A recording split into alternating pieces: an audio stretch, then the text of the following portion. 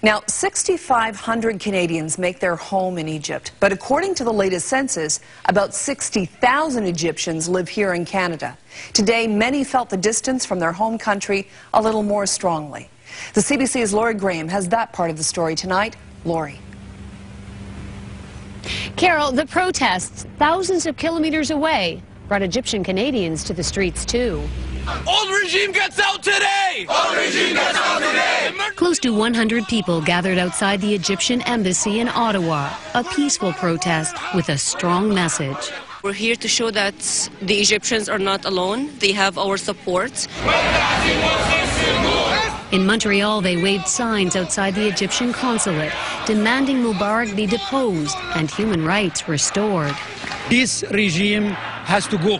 There's a lot of frustration that's been building up for 30 years. Some were glued to the television. The people is very sad, very upset for everything.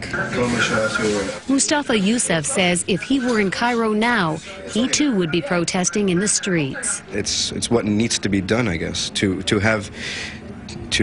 oust the president and change and get things going. So it is, civil disobedience is necessary. Some suggesting Ottawa must stand up too.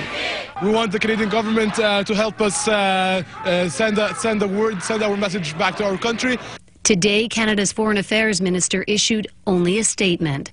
We urge the Egyptian government to accelerate the pace of democratic and economic reforms in order to meet the aspirations of the Egyptian people. Canada had refused to back either Britain or France. Canada's relationship with Egypt was sealed during the Suez Canal crisis in 1956, when Lester B. Pearson, then External Affairs Secretary, negotiated a diplomatic solution, proposing the world's first ever peacekeeping force.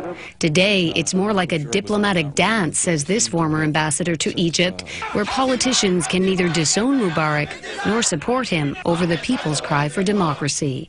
It's because there are Egyptian Canadians here who want to see liberalization and an opening of the democratic system in Egypt. This afternoon, the Department of Foreign Affairs updated its travel advisory to Egypt, warning Canadians against unnecessary travel to several major cities. Carol.